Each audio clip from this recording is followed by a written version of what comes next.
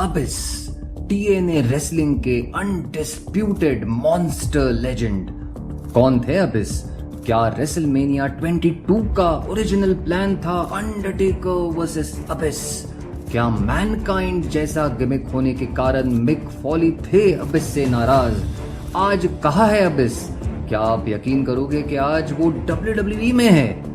क्या होता था मॉन्स्टर्स बॉल मैच और कौन कौन से WWE स्टार्स है अबिस की कहानी में? जानेंगे इन सारे सवालों के जवाब आज के इस वीडियो में।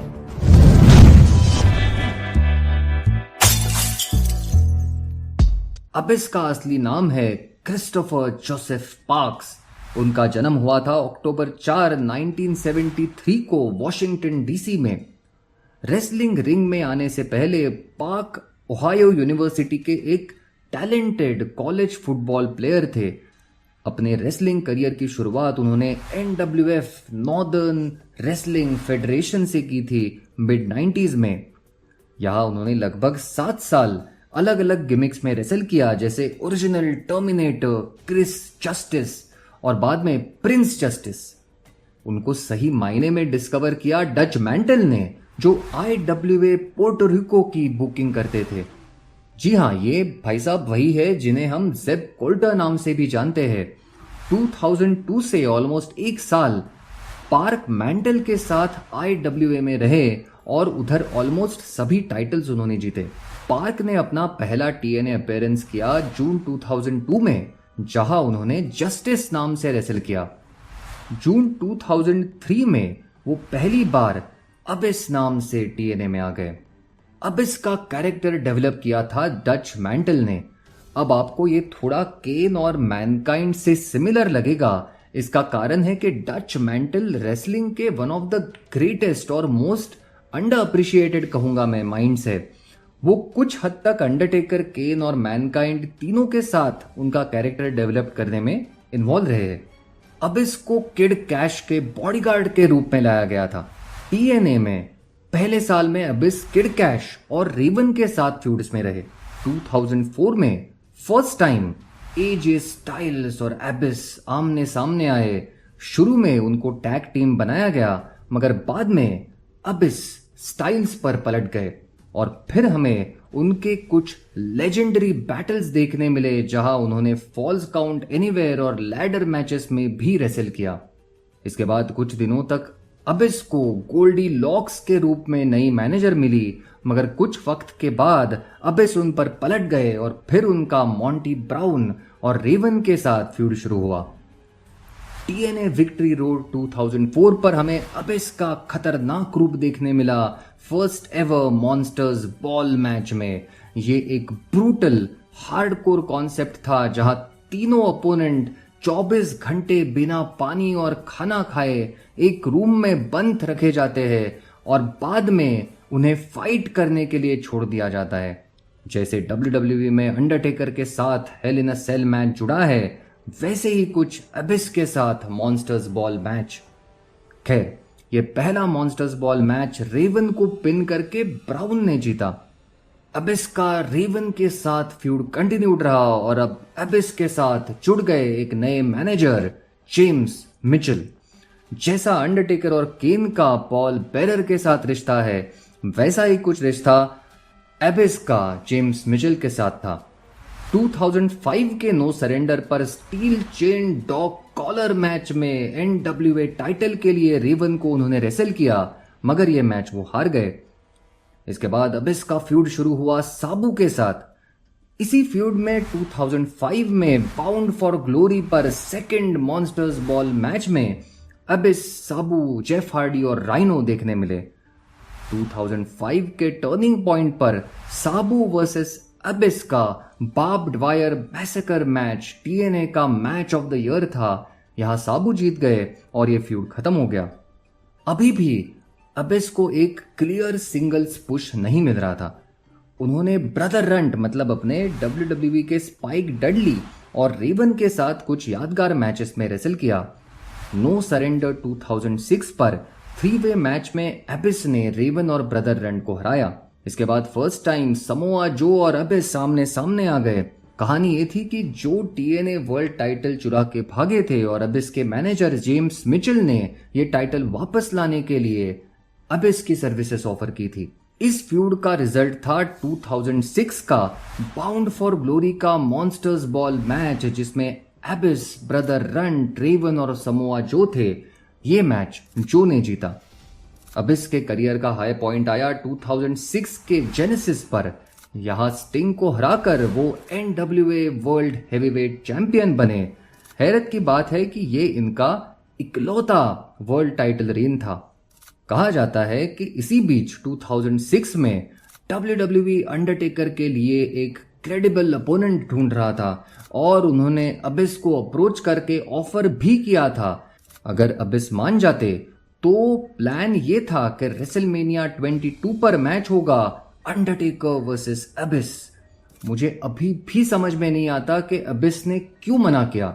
उनकी टीएनए के प्रति वफादारी इतनी ज्यादा थी कि उन्होंने डब्ल्यूडब्ल्यूई जाने से मना कर दिया था। खैर, जेनेसिस के अपने टाइटल लॉस के बाद स्टिंग ने अबिस को क्रिस नाम से पुकारा और उन्हें उनके मैनेजर जेम्स मिचेल से दूर करने की कोशिश की।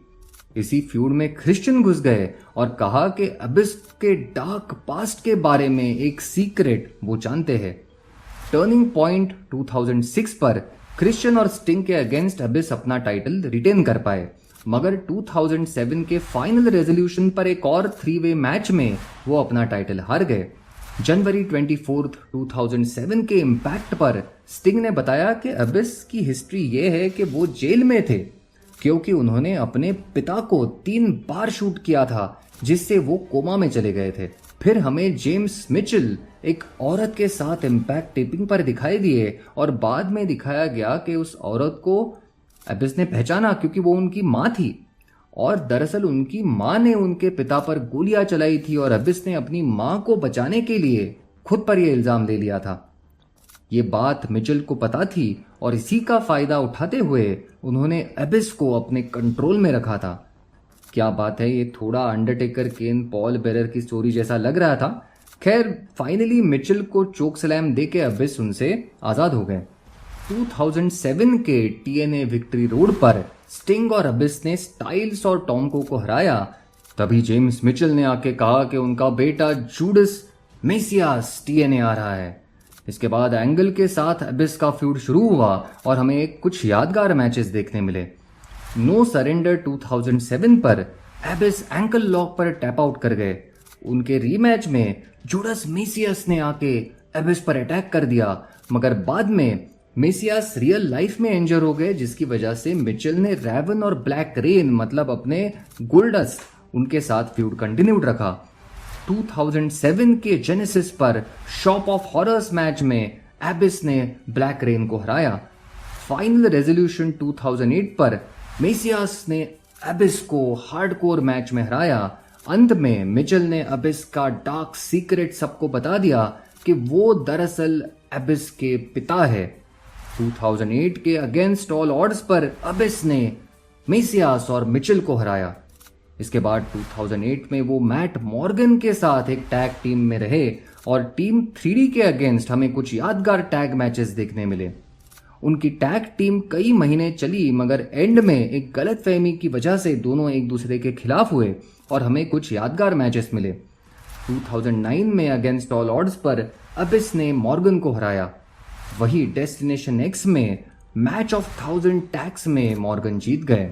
लॉकडाउन 2009 पर Morgan versus Abish doomsday chamber of blood match में अबिस के थेरेपिस्ट डॉक्टर स्टीवी मतलब WWE के स्टीवी रिचर्ड्स आ गए, जिससे अबिस ये मैच हार गए।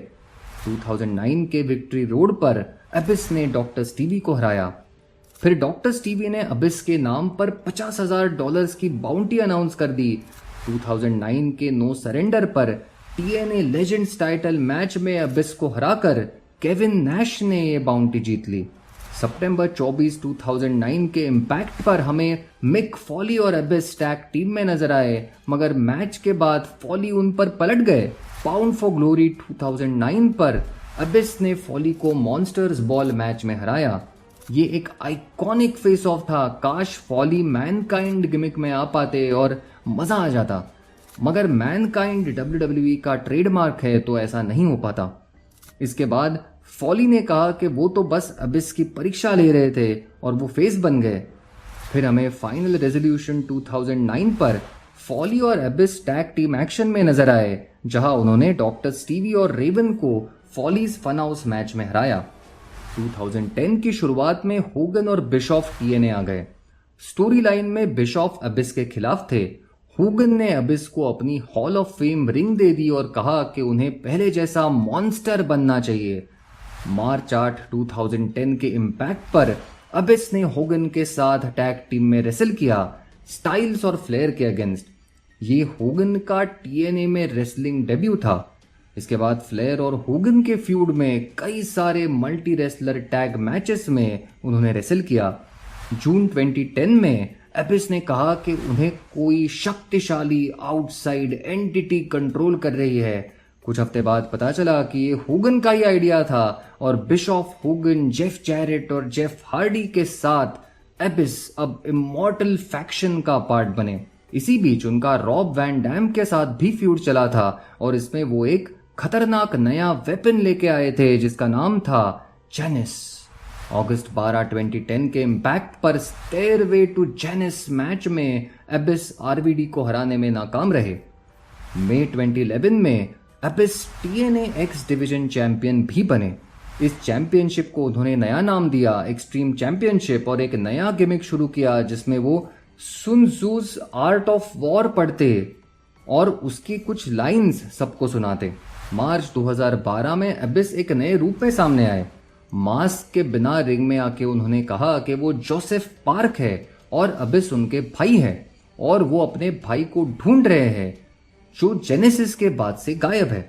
फिर उन्होंने बुली रे पर एबिस को गायब करने का इल्जाम लगाया और स्लैमिवर्सरी पर एबिस के इंटरफेरेंस से बुली रे को हराया भी। कहा जाता है कि एरिक बिशॉफ को एबिस गिमिक पसंद नहीं था और इस चक्कर में ये जोसेफ पार्क गिमिक पार्क को लाना पड़ा। इसके बाद वो मिड कार्ड में रेसल करते रहे, कभी जोसेफ पार्क बनके तो कभी एबिस बनके। फरवरी 2014 में मॉन्स्टर्स बॉल मैच में एबिस ने एरिक यंग को हराया, मगर मैच के दौरान यंग ने उनका मास्क निकाल दिया जिससे साबित हुआ कि जोसेफ पार्क और एबिस एक ही है। जनवरी 2016 में क्रेजी स्टीव और रोजमेरी के साथ उन्होंने एक नया स्टेबल डीके बनाया। इसी दौरान एबिस ने अपना ज़ॉम्बी जैसा फेस पेंट वाला लुक भी डेब्यू किया। 2016 में ब्रूकन हार्डीज के अगेंस्ट हमें डीके के कुछ यादगार सेगमेंट मिले और मैचेस भी देखने मिले। मई 2017 में फिर से वो जोसेफ पार्क के रूप में आए और क्रेडो के अगेंस्ट उनका एक छोटा सा फ्यूड रहा। 2018 की शुरुआत में जिमी जेकब्स कॉन्गो कॉन्ग को लेकर इम्पैक्ट पर आए और कॉन्ग को एक न्यू मॉन्स्टर ऑफ इम्पैक्ट बताया। मार्च 2018 में एबिस मिचेल के साथ वापस आए। ये एक आइकॉनिक मोमेंट था, मगर कॉन्ग के खिलाफ मॉन्स्टर्स बॉल मैच में वो हार गए। अक्टूबर 2018 में उन्हें इम्पैक्ट हॉल ऑफ फेम में इंडक्ट किया गया। जेम्स मिचेल ने उन्हें इंडक्ट किया।